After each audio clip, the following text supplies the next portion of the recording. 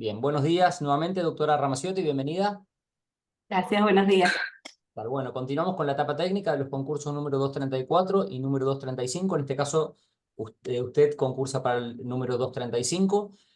Vamos a presentar nuevamente a las doctoras integrantes del jurado, a la doctora Silvina Furlotti y a la doctora Laila Schmidt. Y les agradecemos, por supuesto, otra vez por su participación.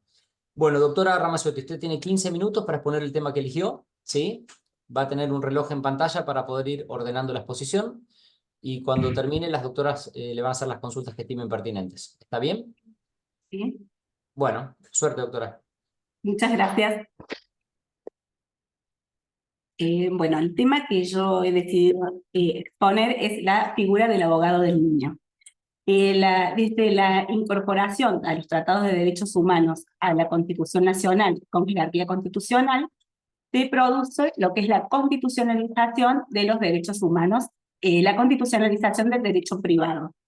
Entonces, Argentina comienza a readecuar toda su legislación interna a estos tratados sobre derechos humanos en los que ha firmado. Uno de estos tratados que es fundamental es la Convención sobre los Derechos del Niño. Y la Convención sobre los Derechos del Niño, ¿qué hace? Toma un cambio de paradigma total sobre lo que es el niño, que lo reconoce como sujeto de derecho. Como sujeto de derecho, se pasa del sistema tutelar, donde el niño era un objeto de protección, y pasa a ser un sujeto de derecho. ¿Por qué? Porque es una persona humana que tiene derechos y a su vez, como persona en formación, que se está formando, tanto desarrollándose física y psicológicamente, tiene un plus de protección de derechos. Entonces, esta Convención de los Derechos del Niño, ¿qué nos dice? Que el niño es un sujeto de derecho con capacidad progresiva.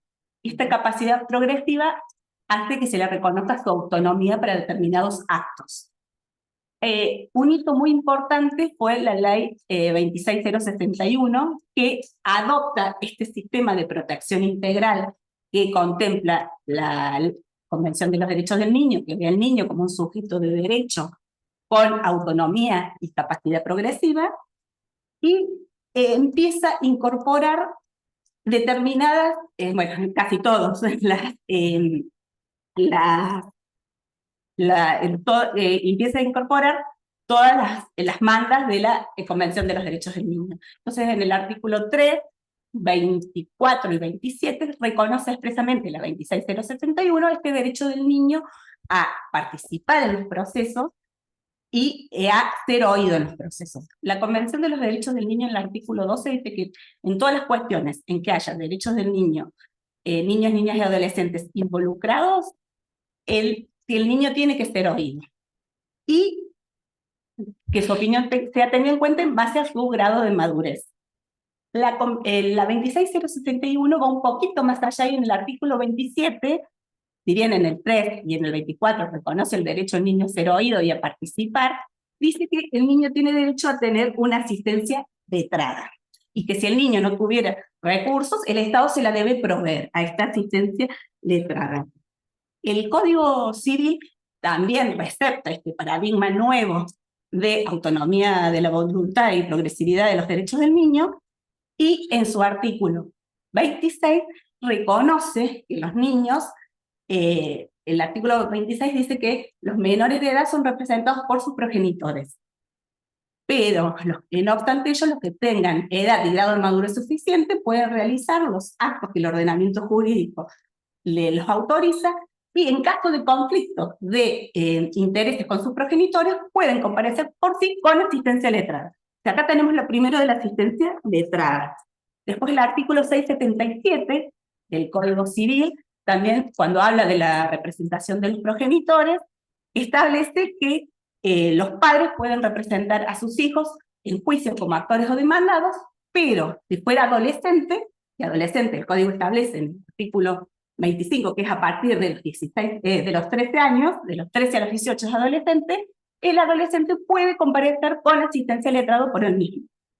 Y a su vez el artículo 707 del Código Civil establece que en todos los procesos, cuando habla del proceso de familia, en todos los procesos en los que fueran parte, en los que se involucraran derechos de niños, niñas, adolescentes o personas incapaces o con capacidad restringida, estos deben ser oídos en el proceso y su opinión debe ser tenida en cuenta de acuerdo a su madurez y grado de discernimiento.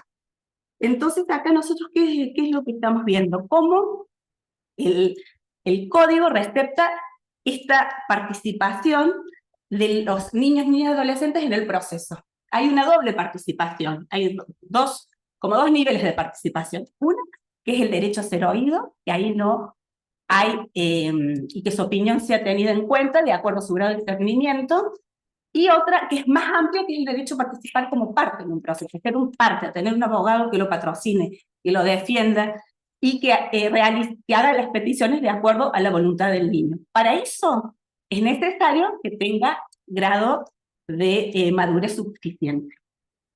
El código, ¿qué postura? Hay dos posturas con esta. Hay una postura amplia en el derecho, que dice que todos los niños tendrían que tener asistencia letrada, no importa la edad, y otra postura restringida que dice que tendrían que tener asistencia letrada los niños a partir de 13 años, que es porque es según el artículo 271, que tienen capacidad para los actos jurídicos lícitos.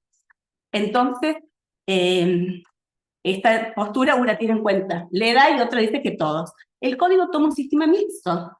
¿Por qué? ¿Qué dice el código? A partir de los 13 años se presupone que el niño tiene capacidad y grado de madurez suficiente.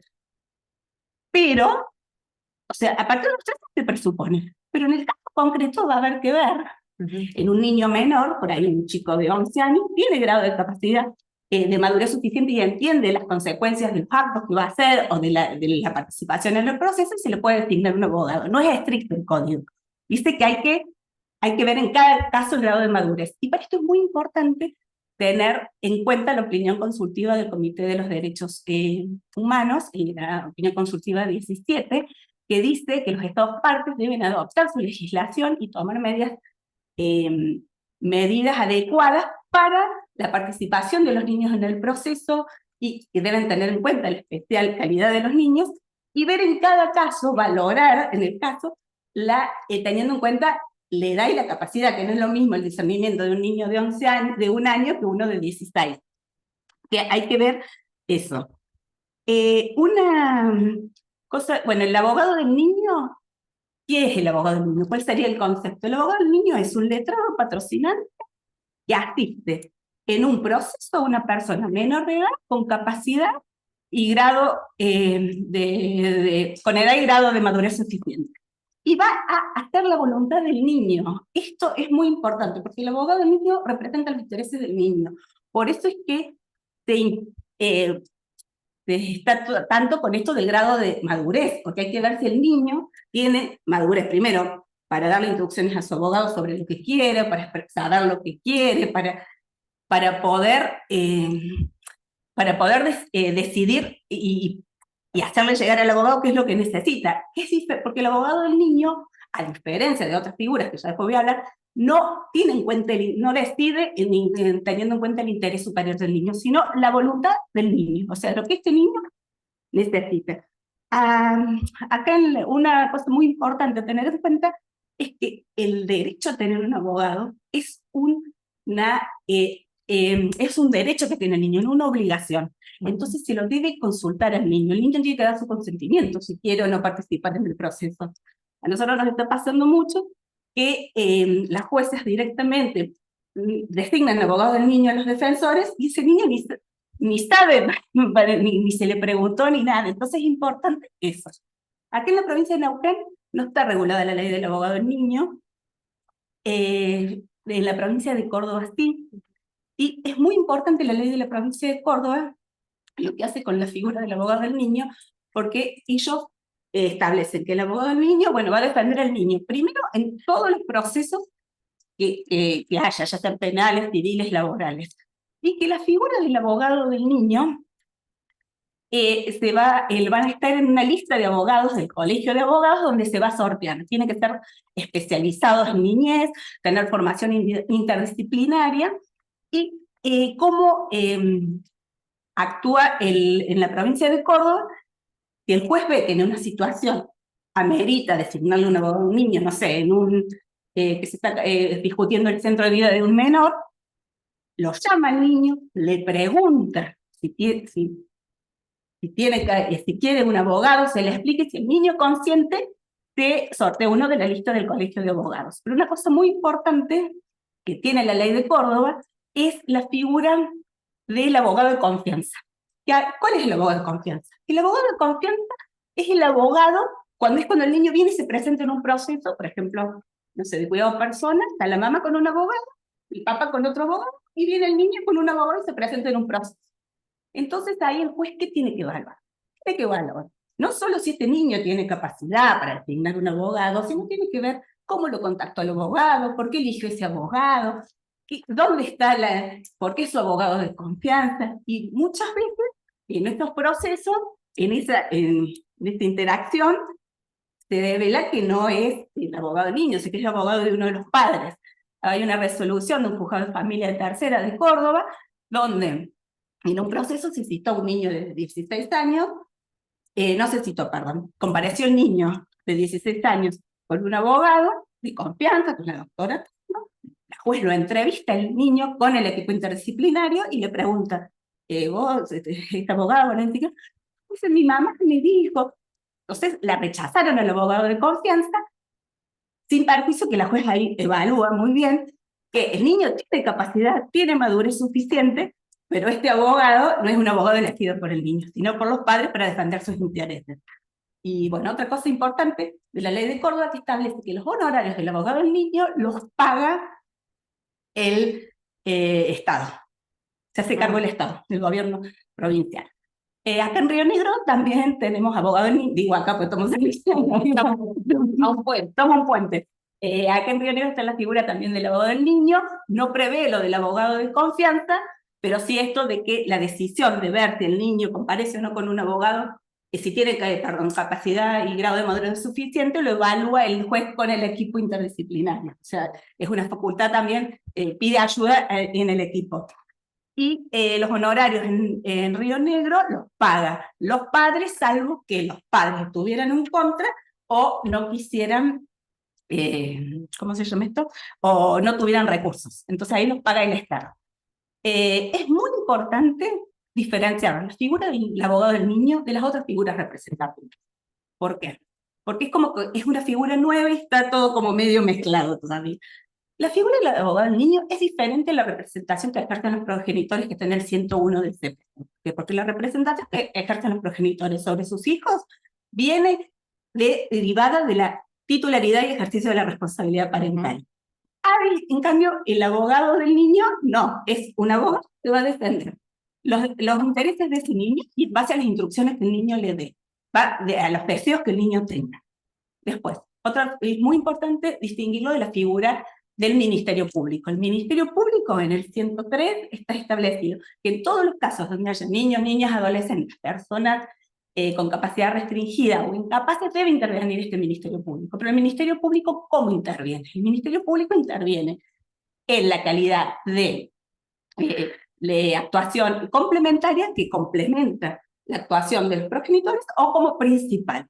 El Ministerio Público, ¿cómo es que evalúa? Hace una evaluación, también en el proceso, ve la legalidad, pero también de acuerdo al interés superior del niño. Lo puede escuchar, te puede entrevistar, pero lo que importa es el interés superior, a diferencia del abogado del niño.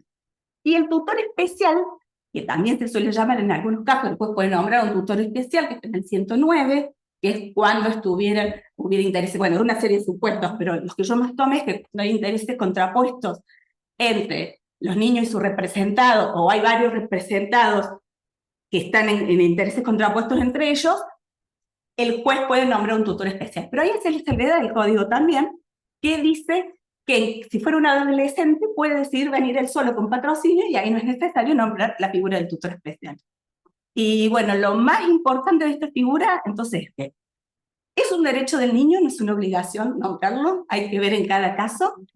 Representa la voluntad del niño y garantiza los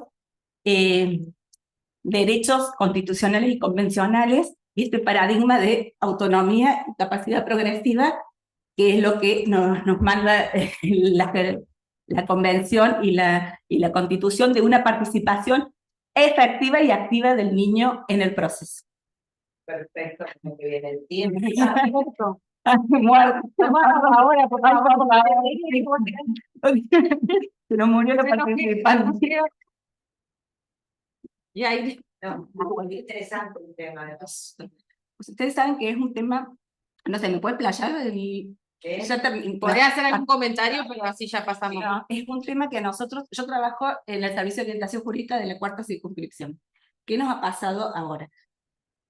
Hay un solo defensor de los derechos del niño que actúa como ministerio pupilar. La juez, en algunos procesos, no en todos, de protección excepcional, ¿qué es lo que hace? Si ve algo medio raro, nos manda al Servicio de Orientación Jurídica para que designemos un abogado del niño. Y lo están asumiendo ustedes ese rol, o sea, las defensorías públicas Las civiles defensorías del públicas. interior. Yo sé que en Neuquén no, lo hace el defensor de los derechos del niño, pero Porque no es hay una más, función, porque hay tres. Sí. pero no es una función, porque no se le preguntó al niño si quiere un abogado, no hay un contacto, ahí cuando llega el defensor lo llama y le dice, y más o menos, pero es como que es una figura que hay que regularla, y porque está como así muy... Hay proyectos de ley, pero...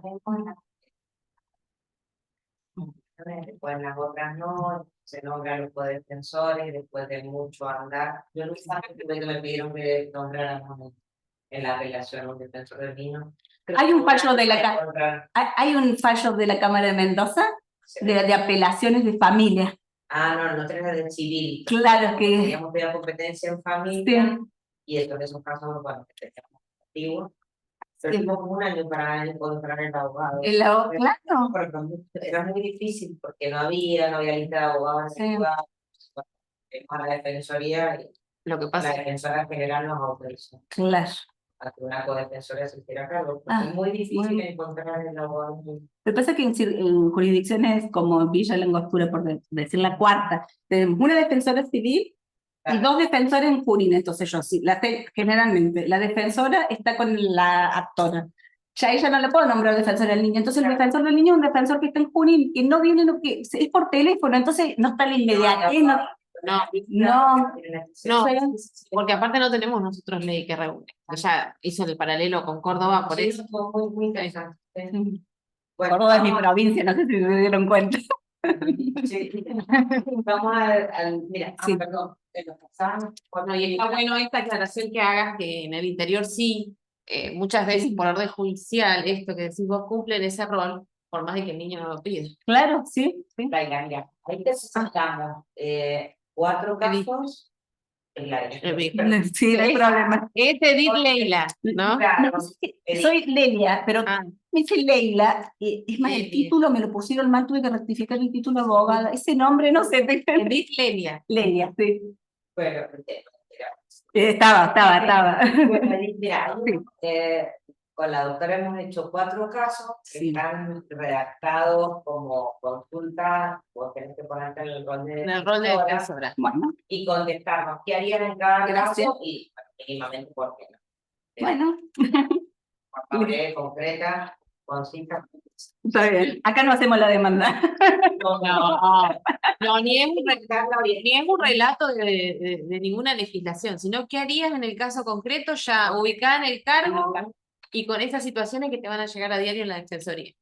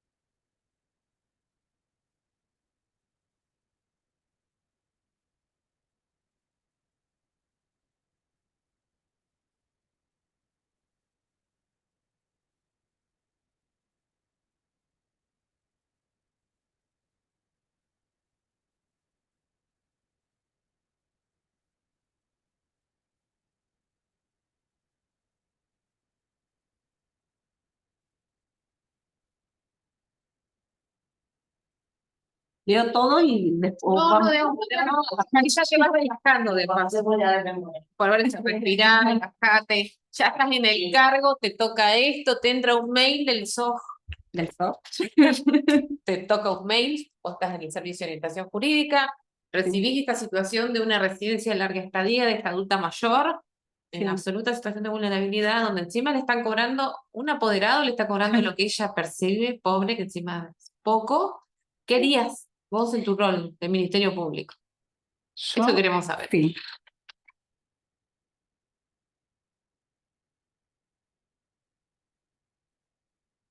Yo, en mi rol de Ministerio Público,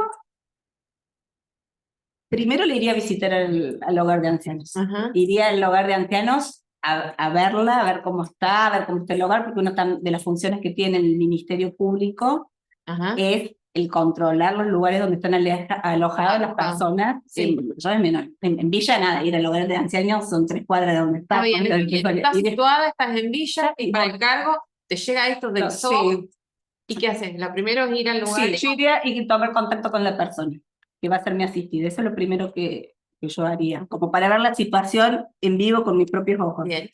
No dejarme llevar. Y después iniciaría un proceso de restricción de la capacidad, no de incapacidad, porque acá dice que no logra comunicarse plenamente, pero una interacción con el entorno tiene. Entonces, incapacidad no sería, sino una restricción de su capacidad, pidiendo esto, que se nombre una figura de apoyo que pueda ir que sea la encargada de cobrar su pensión Sí. y administrar ese dinero, que puede ser alguna persona que esté trabajando en el hogar de ancianos, por ejemplo, el director del hogar de ancianos o alguna persona que Está esté. bien. El día que vas ahí constatarías todo eso. Sí, vería todo eso, cómo está. Porque como no tiene parientes, Claro, no hay red entonces, familiar. vería ahí quién está, si hay un director, si hay. Y en esto que le están cobrando, que es urgente, porque alguien le está...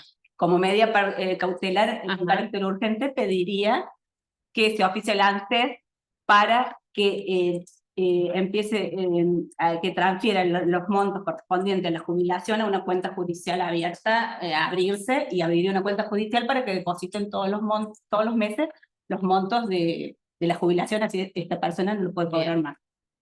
Y Después, ¿en qué roles? Vos sabés, estás en el Servicio de Orientación Jurídica, que podemos intervenir desde el Ministerio Público en estos procesos. podemos intervenirnos como el Ministerio Público, Sí. que es en este caso, En este cuando como letrados patrocinantes de los legitimados para pedir la restricción, que puede ser el cónyuge de la persona, Claro. los hermanos, y como letrados patrocinantes de la persona incapaz. Bien. Porque en el proceso siempre está el Ministerio Público y el letrado patrocinante de la persona incapaz. El abogado sería el abogado ¿Incapaz sería en qué casos? Recién lo dijiste.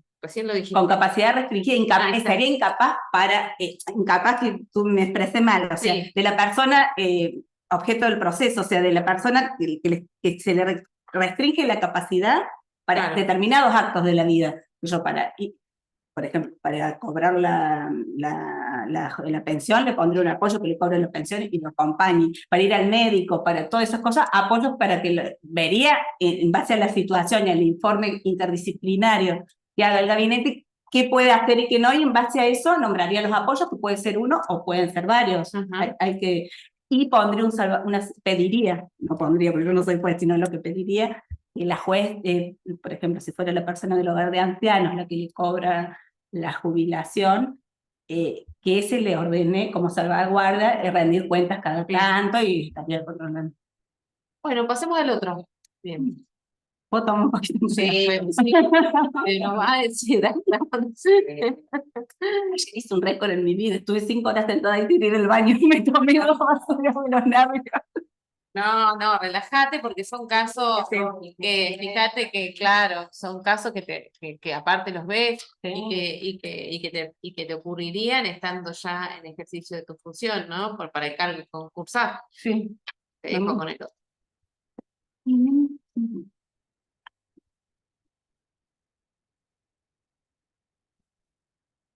Yo le decía a Alejandra, la defensora ahí en Villa, digo, esto parece un examen constante, porque todo el tiempo va gente a preguntarte, porque lo Vivimos. primero que bajó a las dudas es el servicio de orientación jurídica, entonces fue, sí, todo el tiempo. Es una guardia permanente la defensoría. Sí, es terrible.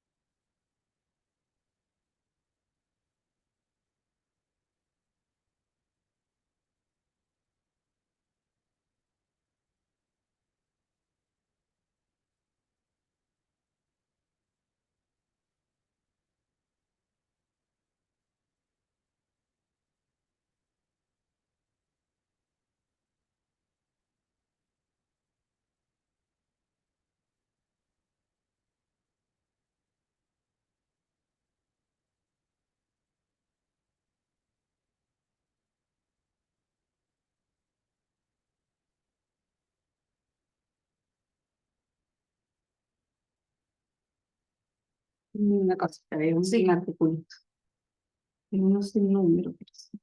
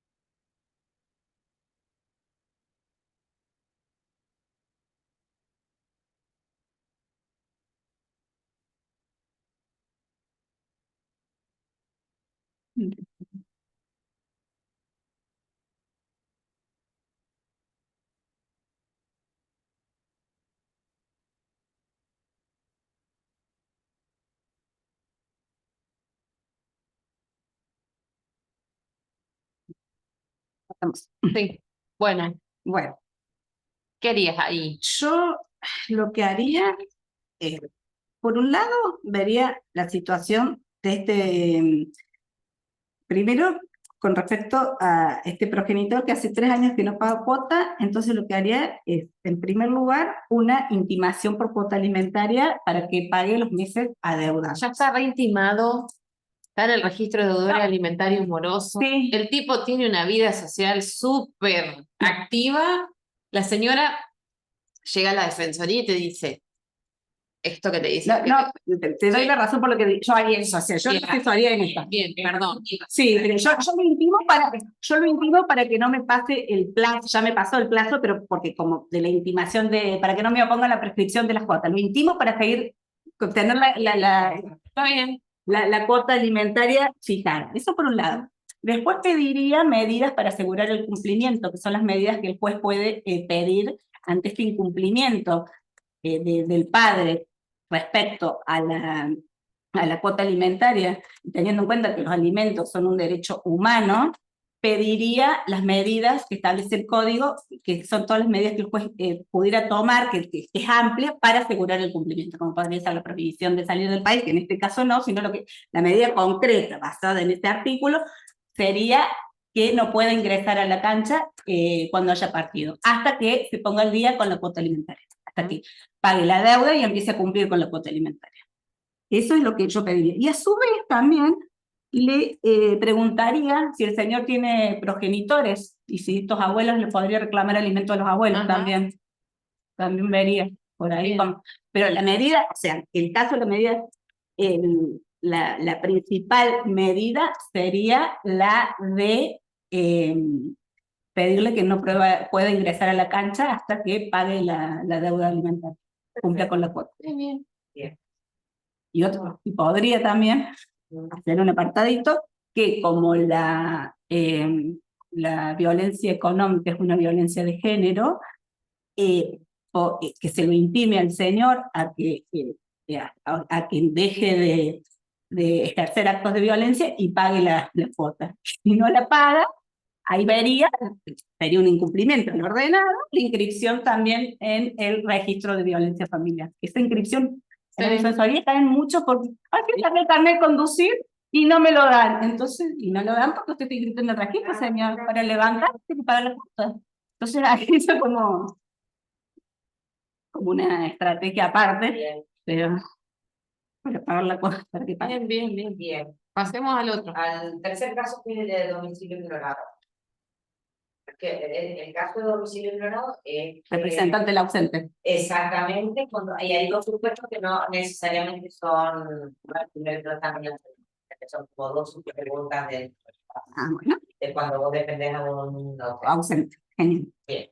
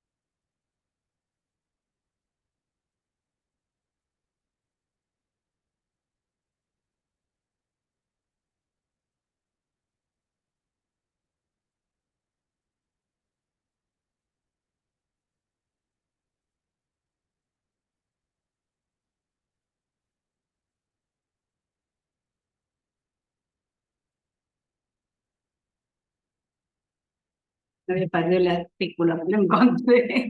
Bien, bien, bien. Bueno, Pero yo les digo.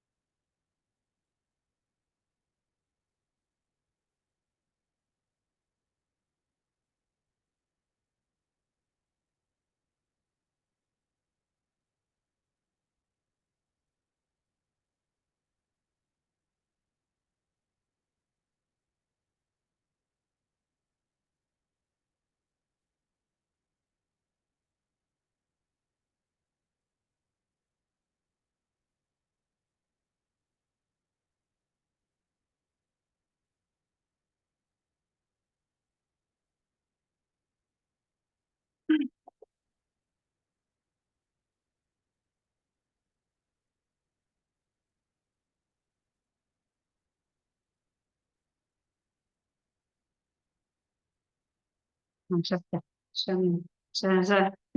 Ya me bajó la información. está bien. Lo que nos interesa es que se posicionen en el cargo para el que están concursando Sí, y que puedan explicarnos qué harían en cada situación. bueno. La primera situación. O sea, el defensor ausente tiene como primera obligación tratar de ubicar a la persona, o sea, tratar de ver si consigue algún domicilio, tratar de ubicarlo, por más que haya sido citado por edicto. Eso es lo primero, para ponerlo en conocimiento de la existencia del juicio. Y después tiene la obligación de apelar la sentencia si fuera en contra. Pero en este caso particular que ustedes me dicen de la caducidad de instancia, yo entiendo que si yo soy designada defensora del ausente, y la caducidad de instancia es una caducidad objetiva, que me doy cuenta en el proceso que se pasó el plazo, ¿Qué haría? yo lo plantearía en la caducidad de instancia, porque no es que necesito saber los hechos, los relatos de qué pasó, cómo fueron las cosas, es un dato objetivo, veo, si inició tal fecha, yo lo pediría a la caducidad de instancia. Y la otra, que es si el juez dicta sentencia haciendo lugar a la demanda y dice que no, el juez dicta sentencia haciendo lugar a la demanda basándose en la falta de contestación de la demanda, la apelaría y el motivo de los agravios sería que el código el defensor de ausentes no está obligado a contestar la demanda, no tiene la carga de la contestación de la demanda, justamente porque no tiene contacto con su cliente y no sabe qué pasó en los hechos. O sea, apelarían a eso. El 3 y Bien, Vanessa, me tomo un poquito de agua. Gracias, por favor. me queda el último. Bueno. Es largo, pero no te asustes porque explicamos más nada más. Bueno, Es un caso de Sí, desalojo. caso largo, pero rápido. Rápida la respuesta, bueno. Pero si querés poder empezar por la última parte que está en negrita y después ver los hechos. claro, para poder ubicarte a qué apuntamos. Bueno, gracias. Como quieras, sí, como me parece. Ya después va a empezar, no para empezar por el vale, bueno.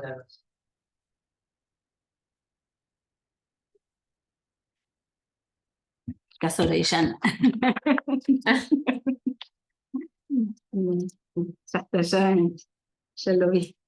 O sea, está bueno el dato de empezar por. Vamos a tener que decirle lo mismo al último. Sí, ¿Por qué? dice para que le hagan consigna. Está bueno, está bueno. Ahora le digo.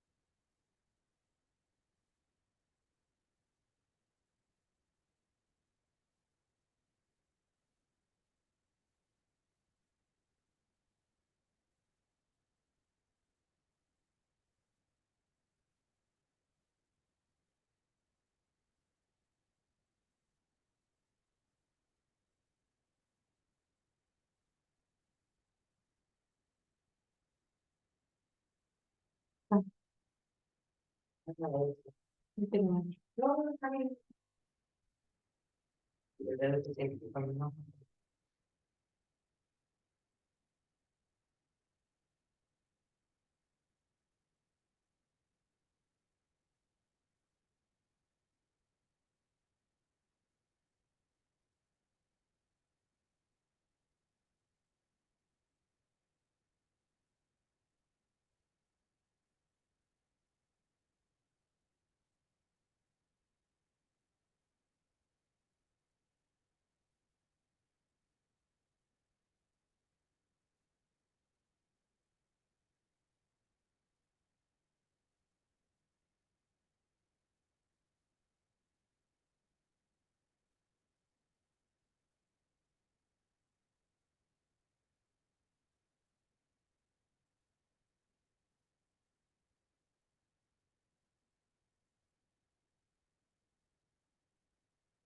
Completito el caso este. Y una vulnerabilidad atravesada por todos lados. Todo, sí. Bien típica, la señora que llega a la defensoría con una demanda para apelar, por una sentencia, perdón, para apelar, y bueno, te describe todo este cuadro Sí, sí, sí. de interseccionalidad. ¿Qué harías? ¿Me dejas que 2 segundos? Sí, perdón, No, Mira, tiene pensé que ya arrancaba. no, perdón, perdón, disculpe. No, yo pensé que ya ibas a. Es mucha información toda junta, muchas No, cosas. es más detalles que. No, pero detalles importantes a tener en cuenta.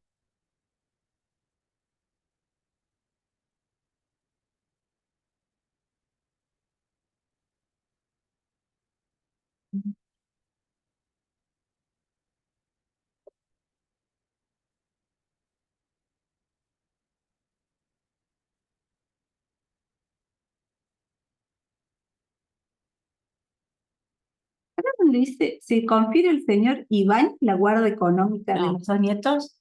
Es la guarda anterior la que se hace. Claro, que con anterior fines tiene provisionales. una guarda digamos, la guarda de los chicos la tiene de antes del Código Civil. Pero O sea, no es un dato, digamos, que los nietos, la guarda de los nietos la tiene mucho Pero antes. el señor, no la señora. No, el señor. Ah, por eso me... Ya hace mucho tiempo por eso se llama guarda. Pero la señora va a verte. a la Por eso. defensoría. Estos casos son reales. O sea, No, todo no, el es que es tiempo. un caso real de Mendoza. Sí, son reales. Son reales.